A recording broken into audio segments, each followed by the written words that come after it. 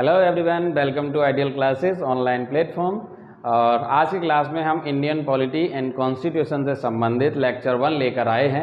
इस लेक्चर के अंतर्गत हम ऐतिहासिक पृष्ठभूमि यानी कि हिस्टोरिकल बैकग्राउंड से संबंधित कुछ एक्ट हैं जिनको हम डिस्कस करेंगे और देखेंगे कि प्रीवियस ईयर एग्ज़ाम में यानी बहुत सारे ऐसे एग्ज़ाम्स हुए जिनमें यहाँ से प्रश्न बने हैं और आने वाले एग्ज़ाम में भी यहाँ से प्रश्न बनेंगे।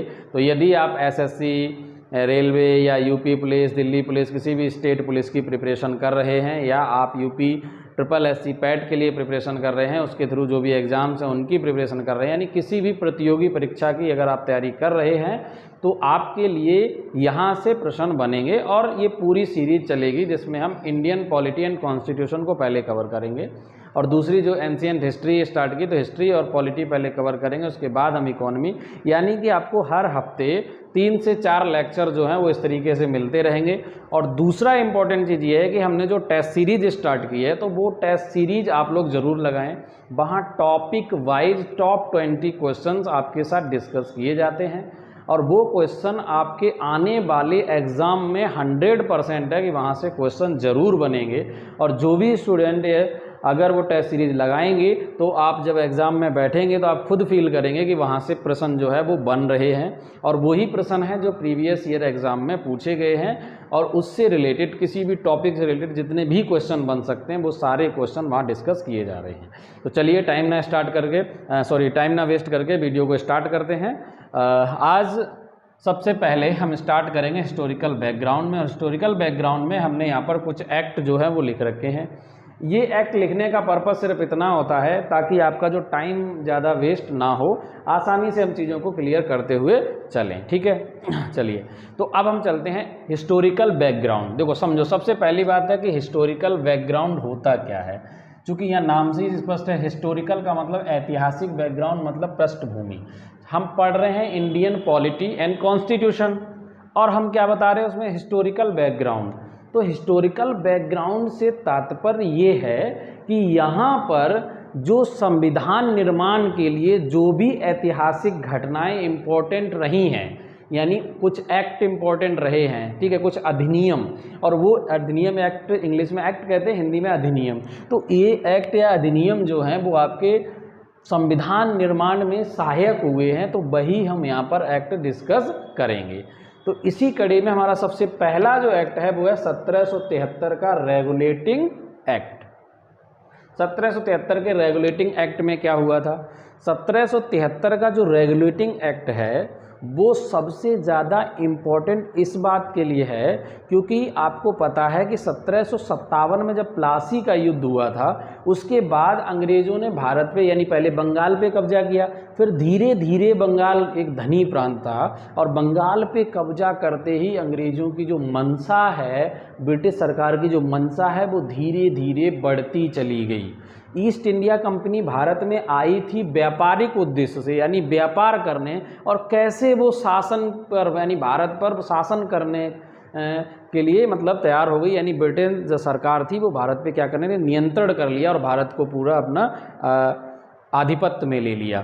तो पहला 1773 का रेगुलेटिंग एक्ट क्यों पारित किया गया? 1600 ईस्वी में ईस्ट इंडिया कंपनी की स्थापना होती है और जब वो भारत में व्यापार करने लग जाती है तो ब्रिटिश सरकार उस पर नियंत्रण करना चाहती है, यानी उसके अधिकारियों पे। तो ये ईस्ट इंडिया कंपनी को नियंत्रित करने के लिए पहला कदम था, फर्स्ट स्टेप थी, यानी फर्स्ट टाइम ऐसा अधिनियम पारित किया जिससे ब्रिटिश सरकार ने ईस्ट इंडिया कंपनी को अपने कंट्रोल में रखना चाहती थी। तो उसी कड़ी में ये पहला कदम था और यहाँ पर क्या हुआ, केंद्रीय प्रशासन की नींव रखी गई।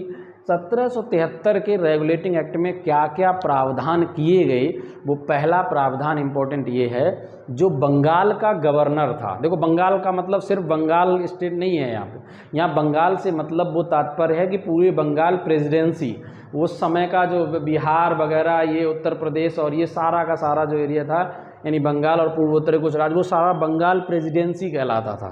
ठीक है, उत्तर और मध्य भारत के भी कुछ इसमें आते थे एरिया, तो ये पूरा बंगाल प्रेसिडेंसी कहलाता था।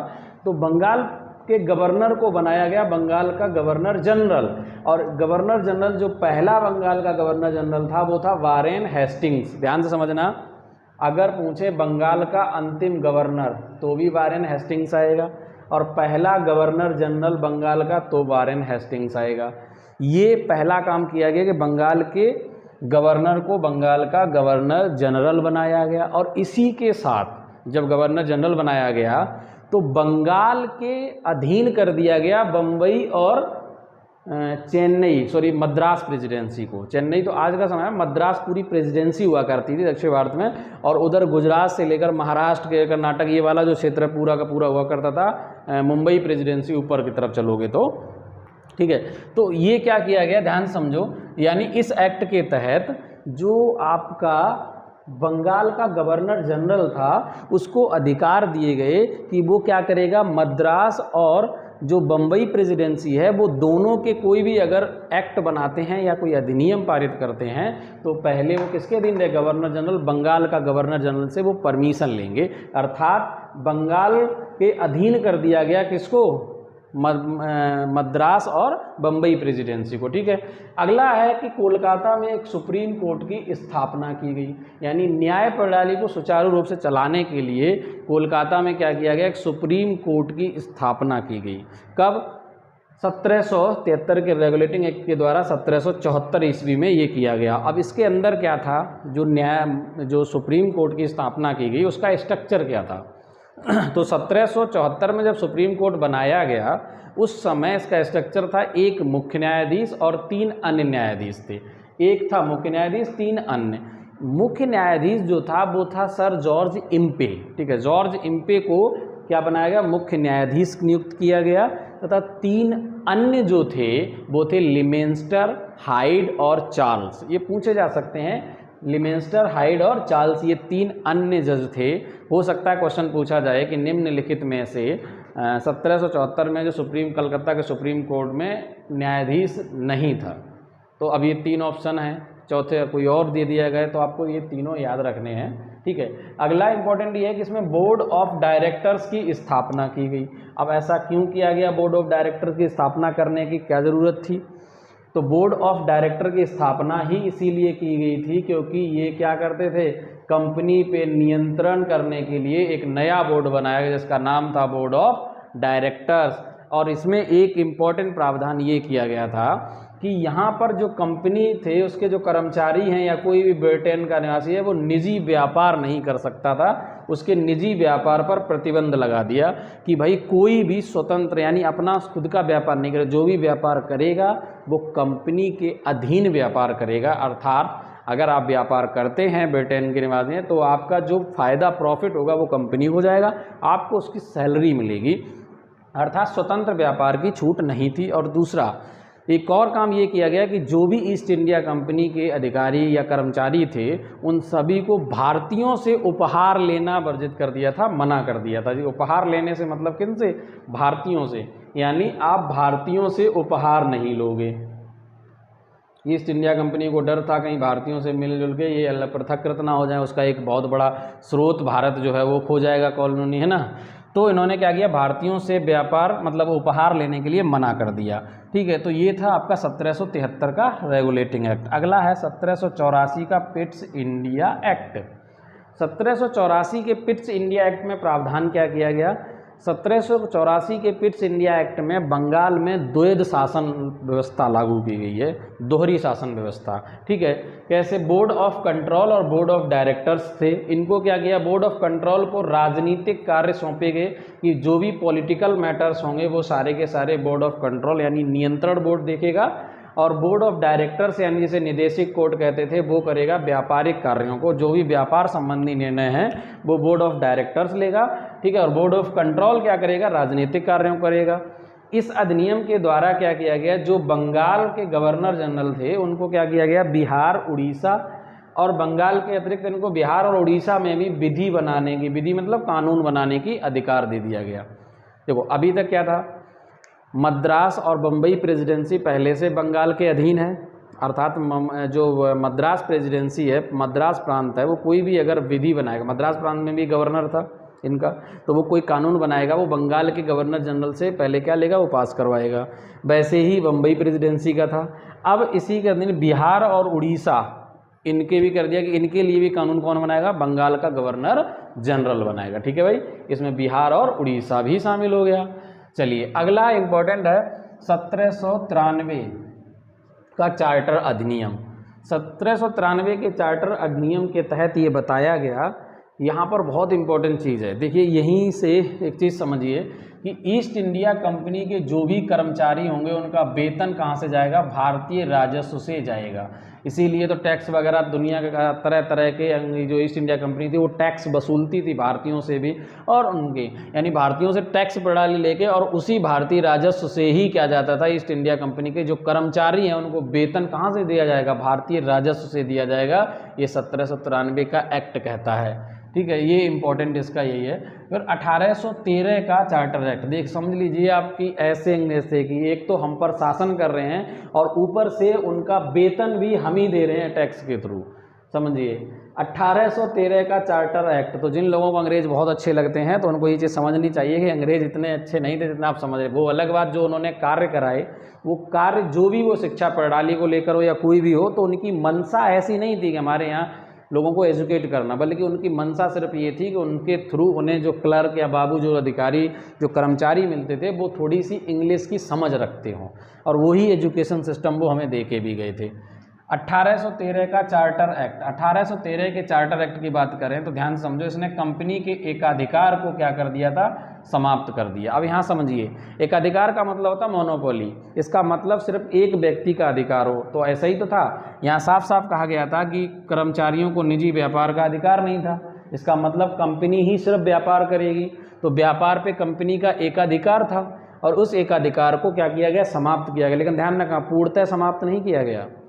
कंपनी के व्यापारिक एकाधिकार को समाप्त तो किया गया, परंतु चाय और जो चाय का व्यापार था वो चीन और पूर्वी देशों के साथ जो व्यापार था, यानी चाय के व्यापार को चीन एवं पूर्वी देशों के साथ जो व्यापार था उसको क्या किया, उसे 20 वर्ष के लिए और बढ़ा दिया गया। यानी कि कंपनी के साथ अभी भी एक अधिकार था कि भाई वो चीन के साथ और पूर्वी देशों के साथ जो व्यापार है वो सिर्फ और सिर्फ क्या करेगी, कंपनी करेगी।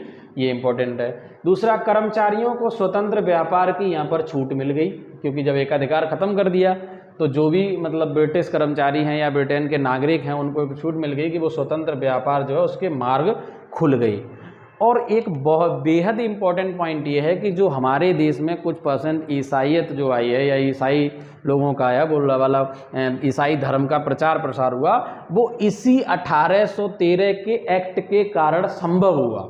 1813 से पूर्व जो ईसाई पादरी थे उन पादरियों को भारत में आने की आज्ञा नहीं थी, परमिशन नहीं थी, और इस एक्ट की सहायता से उन्हें सुविधा मिल गई भारत में अपना प्रचार प्रसार करने की। अर्थात ईसाई पादरियों को इसी एक्ट के द्वारा भारत आने की परमिशन मिल गई, और इसी परमिशन, क्योंकि वो व्यापार के उद्देश्य से आए थे, तो व्यापार के उद्देश्य से कोई भी आ सकता था, तो जब वो दूसरा कोई भी आ सकता था, उन्होंने क्या किया, इसी उद्देश्य से यानी ईसाई पादरियों को इसी एक्ट से उन्हें क्या मिल गई, यहाँ पर भारत में एंट्री मिल गई। और फिर उन्होंने काम क्या किया, काम तो आपको पता ही है, धर्म परिवर्तन का काम शुरू कर दिया।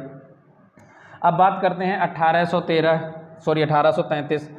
अब ये तो आपको पता ही होगा कि अगर हम बात करें 1813 ईसाई पादरियों को, तो ईसाई पादरियों का तो आप मतलब समझते ही होंगे। बहुत सारे ऐसे लोग हैं जो नाम पहले कुछ था, बाद में उन्होंने ईसाई धर्म परिवर्तन कर लिया और बहुत सारा पैसा उनको ज़मीन अतनाप शनाप धन मिला, तो लोगों ने क्या किया, और इनको टारगेट भी उन्होंने किसको किया था, गरीब लोगों को ज़्यादातर धर्म परिवर्तन कराने के लिए। तो ईसाई पादरियों को परमिशन किससे मिली, 1813 के एक्ट के द्वारा। अगला है 1833 का चार्टर एक्ट। 1833 के चार्टर एक्ट में क्या किया गया, जो बंगाल का गवर्नर जनरल था उसको भारत का गवर्नर जनरल बना दिया गया, और बंगाल का जो अंतिम गवर्नर जनरल था वो था लॉर्ड बेंटिंग। ठीक है, लॉर्ड बेंटिंग को ही भारत का गवर्नर जनरल बनाया गया। और हमने अभी कहा था कि जो पूर्वी देश के साथ चाय का व्यापार था, जो कितने दिया था, 20 ईयर्स के लिए था, 20 वर्ष के लिए बढ़ाया गया था, और एकाधिकार तो समाप्त कर दिया था, लेकिन चीन और पूर्वी देशों के साथ अभी भी व्यापार का एकाधिकार था, और उस एकाधिकार को यहाँ पर व्यापारिक एकाधिकार पूर्णतः समाप्त कर दिया। पूरी तरह से व्यापारिक एकाधिकार समाप्त हो गया था। ठीक है, और इम्पॉर्टेंट है कि जो ईस्ट इंडिया कंपनी है उसके क्या करना, उसका पूरा उद्देश्य हो गया भारत पर शासन करना। अब सिर्फ इसका व्यापार तो खत्म ही हो चुका है, व्यापार करेगी नहीं तो करेगी क्या, भारत पर शासन करेगी 1833 में से पूरा। अब इसी दौरान 1834 में इस एक्ट के द्वारा ही प्रथम विधि आयोग की स्थापना होती है और इस विधि आयोग के अध्यक्ष थे लॉर्ड मैकाले। ठीक है, लॉर्ड मैकाले इसके अध्यक्ष थे। और ध्यान रखना एक विधि सदस्य को भी जनरल उसमें जोड़ा गया था गवर्नर जनरल की परिषद में। और इसी के द्वारा 1833 एक्ट में एक प्रयास कराया गया, कोशिश की गई, मैकाले की अनुशंसा पे ही एक प्रयास किया गया था कि भाई जो कर्मचारी हैं उनकी भर्ती किस आधार पर कराई जाए, प्रतियोगी परीक्षाओं के द्वारा कराई जाए, नामजदगी मतलब जो वो है उसके आधार पे ना हो कि मतलब प्रमोशन के थ्रू कि अंग्रेज के द्वारा या किसी और व्यक्ति को नाम दे दिया और उसके द्वारा प्रमोशन हो गया, यानी जिसको बोलते हैं लेटरल एंट्री टाइप में, तो वो ना हो। अब जो भी भर्ती हो वो कैसे हो, प्रतियोगी परीक्षाओं के द्वारा हो। तो हालांकि यहाँ पर कोशिश की गई लेकिन वो 1833 में संभव नहीं हो पाया। तो अगला एक्ट आता है 1853 का चार्टर एक्ट। 1853 के चार्टर एक्ट का मुख्य काम एक इम्पोर्टेंट ये भी है कि यहाँ पर विभिन्न प्रतियोगी परीक्षाओं का आयोजन किया गया कर्मचारियों की भर्ती के लिए, और सिविल सेवाओं की परीक्षा भी आयोजित की गई थी यहाँ पर। तो उसके लिए एक समिति का गठन किया गया जिसका नाम था मैकाले समिति, और इसका गठन हुआ था 1854 में। ठीक है, 1854 में इसका गठन होता है, जिसके अध्यक्ष लॉर्ड मैकाले थे। तो मैकाले समिति के द्वारा ही विभिन्न प्रकार की जो प्रतियोगी परीक्षाओं के थ्रू जो विभिन्न प्रकार के कर्मचारी थे उनकी भर्ती शुरू हो गई थी। ठीक है, उससे पहले भारतीयों की या किसी और की प्रतियोगी परीक्षाओं के द्वारा भर्ती नहीं होती थी। इसको डायरेक्ट एंट्री मान लो, जिसको वो बोलते थे नामजदगी प्रणाली कहते थे। ठीक है, यानी किसी की भी नामजदगी दे दिया, नीचे से प्रमोशन सीनियर ने नाम दे दिया कि इसको लगा लो तो वो भर्ती हो गया आके, इस तरीके से चलता था। यानी ऐसा नहीं होता था कि कोई परीक्षा हो उसके लिए कोई आयोजन नहीं होता था किसी भी एग्जाम का। लेकिन 1854 से 1853 के एक्ट के बाद ये क्या होगा, वहाँ पे प्रयास होने लगे, यानी प्रतियोगी परीक्षाओं के द्वारा भर्ती प्रारंभ हो गई। ठीक है, दूसरा यहाँ पर क्या किया गया, गवर्नर जनरल जो थे उसके विधायी एवं प्रशासन, विधायी मतलब होता है जो विधि बनाने का कार्य होता है वो, और प्रशासनिक कार्यों को क्या कर दिया गया, अलग किया गया इसी एक्ट के द्वारा। ठीक है, अब आपको पता है अगला जो अधिनियम है 1858 भारत शासन अधिनियम। देखो ये पॉइंट जितने भी मैं आपको बता रहा हूँ ये सारे इम्पोर्टेंट पॉइंट हैं। अगर आप लोग प्रीवियस ईयर क्वेश्चंस को करते होंगे तो आप देखेंगे कि यहाँ से प्रश्न बनते हैं, और अगर आप नहीं कर पा रहे हैं तो इन्हीं की हम टेस्ट सीरीज लेकर आएंगे। तो आप देखना कि जो चीज़ मैं यहाँ करा रहा हूँ वही प्रश्न आगे आपको देखने को भी मिलेंगे। ठीक है, अगर कोई पॉइंट छूट जाएगा तो वो जो मल्टीपल चॉइस क्वेश्चंस की सीरीज कराएंगे वहाँ पर हम उसको कवर कर लेंगे। ठीक है, और वैसे भी मैं बस लगभग सारे पॉइंट आपके साथ शेयर करता जा रहा हूँ। 1858 का भारत शासन अधिनियम जो आया था, इससे पूर्व एक ऐतिहासिक घटना हुई थी भारतीय इतिहास में, जिसको बोला जाता है भारत का प्रथम स्वतंत्रता संग्राम भी कह सकते हैं, या 1857 की क्रांति। तो 1857 की जब क्रांति होती है तो उस क्रांति के तुरंत बाद यानी जब ये अधिनियम आता है 1858 भारत शासन अधिनियम, बहुत ही महत्वपूर्ण अधिनियम है समझने के लिए, आपको ये देखने के लिए कि क्या क्या इसके अंदर किया जाता है, कैसे भारतीयों को गुलाम बनाने की जो प्रोसेस है वो की जाती है और पूर्णतः हम गुलाम हो जाते हैं। इसमें क्या किया था, भारतीयों पर जो भारत पर शासन था उसकी शासन की जो बागडोर है, पहले कौन करता था शासन, ईस्ट इंडिया कंपनी, और उससे सीधे ब्रिटिश क्राउन को सौंप दी जाती है। अब डायरेक्ट ब्रिटेन के नियंत्रण यानी ब्रिटिश संसद के नियंत्रण में आ चुका था भारत। तो अब क्या किया गया, भारत के अंदर एक नए पद का यानी भारत के राज्य सचिव नाम के नए पद का सृजन किया जाता है, एक नया पद बनाया जाता है। और कमाल की बात यह है कि उसका नाम है भारत का राज्य सचिव, लेकिन वो उत्तरदायी है ब्रिटिश की संसद के प्रति। समझ रहे हो ना बात। और उसकी सैलरी भी कहाँ से जाएगी, भारतीय राजस्व से ही जाएगी, लेकिन वो रिपोर्ट किसको करेगा, वो ब्रिटिश पार्लियामेंट को, यानी ब्रिटेन की जो संसद होती है उसको पार्लियामेंट कहते हैं, तो पार्लियामेंट को रिपोर्ट करेगा, उसके प्रति उत्तरदायी होगा। अब एक और प्रावधान ये किया गया कि अभी तक जो कानून बनते थे वो कौन, गवर्नर जनरल बनाता था। अब कानून गवर्नर जनरल नहीं बनाएगी, अब बनाएगी ब्रिटेन की संसद यानी ब्रिटेन की ब्रिटिश पार्लियामेंट, और जो पार्लियामेंट कानून पास करेगी वो ही लागू होगा भारत में। और गवर्नर जनरल का पद खत्म करके उसको बना दिया गया वायसराय। अब वायसराय और गवर्नर जनरल में डिफरेंस क्या है, भाई ऐसे ही तो नहीं गवर्नर जनरल को नाम मन किया कि अब नाम बदल के वायसराय कर दिया। तो जब वायसराय बनाया गया तो उसका कोई ना कोई उद्देश्य होगा। तो क्या डिफरेंस है गवर्नर जनरल और वायसराय में? तो गवर्नर जनरल और वायसराय में बेसिक डिफरेंस ये है कि गवर्नर जनरल के पास एक्ट बनाने की पावर होती है, कानून बनाने की पावर होती है, जबकि वायसराय के पास कोई भी कानून बनाने की पावर नहीं होती, अर्थात विधायी शक्तियाँ नहीं होती हैं। ये सिर्फ और सिर्फ एक प्रतिनिधि के तौर पर काम करता है, अर्थात हम कह सकते हैं स्थानीय भाषा में चमचा।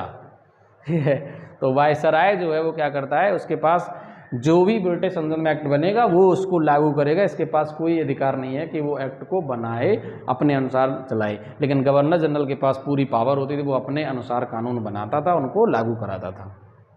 ठीक है, तो पहले जो वायसराय हैं और अंतिम गवर्नर जनरल जो भारत के थे वो लॉर्ड कैनिंग हैं। और अगर कहाँ इंपॉर्टेंट चीज़ देखो, क्योंकि आपको पता था 1857 की क्रांति में जो अंतिम मुग़ल बादशाह थे बहादुर शाह जफ़र, और वो उसमें 1857 क्रांति में शामिल थे।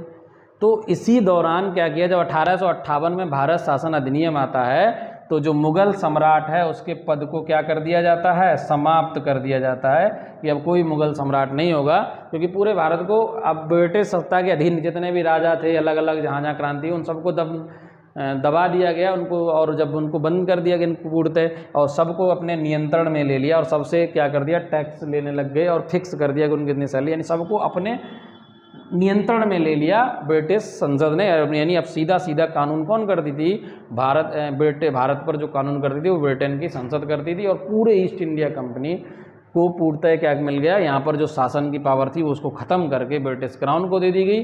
अब जो भी कार्य करते थे वो ब्रिटेन की संसद और ये भारत का राज सचिव उसको उत्तरदायी होता था, उसको उसके बारे में जो भी काम हो उसके लिए जिम्मेदार होता था। अच्छा, भारत के राज सचिव को पूरी पावर थी, ये चाहे कैसा भी कानून बनाने के लिए हो या अन्य कार्यों के लिए हो, जो भी ये बोलेगा राज्य सचिव वही माना जाएगा। वायसराय के पास वो पावर नहीं है। अब जो भारत का राज्य सचिव है यही श्रेष्ठ है, ये जो कहेगा वही कानून बनेगा और वही कार्य होगा भारत में। अब तो ये बहुत ही श्रेष्ठ हो गया था, यानी जो भारत का राज्य सचिव है इसकी अपनी एक गरिमा हो चुकी थी और ये बहुत इंपॉर्टेंट था इस टाइम के पद में। और जितने भी दोनों बोर्ड थे, बोर्ड ऑफ कंट्रोल और बोर्ड ऑफ डायरेक्टर थे, उनको क्या कर दिया गया, उनको समाप्त कर दिया गया, अर्थात भारत में जो द्वैध शासन था वो पूर्णतः समाप्त हो चुका था। कब? 1858 के एक्ट के द्वारा। ठीक है, तो आज की क्लास में हमने जो इम्पोर्टेंट एक्ट थे यानी 1858 का भारत शासन अधिनियम तक कवर किया। इससे आगे अभी 1861 का 1909 का मार्ले मिंटो सुधार है, इसके अलावा 1919 का चेम्सफोर्ड सुधार है, मॉन्टेग्यू चेम्सफोर्ड सुधार, और 1935 का भारत सरकार अधिनियम और 1947 का भारत स्वतंत्रता अधिनियम, ये बचे हुए हैं। तो वो नेक्स्ट पार्ट में हम कवर करेंगे। ऐसी उम्मीद करते हैं कि आप सभी को 1773 का रेगुलेटिंग एक्ट हो, चाहे आपका 1784 का पिट्स इंडिया एक्ट हो, चाहे 1793 का चार्टर अधिनियम हो, ये सारे के सारे एक्ट आपको अच्छे ढंग से समझ आए होंगे। और यदि आपको ये लेक्चर पसंद आया है तो इनके नोट्स ज़रूर आप लोग बनाते रहना, और साथ साथ हम इसकी टेस्ट सीरीज जब लेके आएंगे तो वहाँ आपको सारे पॉइंट कवर हो जाएंगे। और आपसे उम्मीद करते हैं कि आप लोग वीडियो को ज़्यादा से ज़्यादा शेयर करेंगे और इसको लाइक और कमेंट करना ना भूलें। चैनल को सब्सक्राइब करें। Thank you for watching this video. Have a nice day.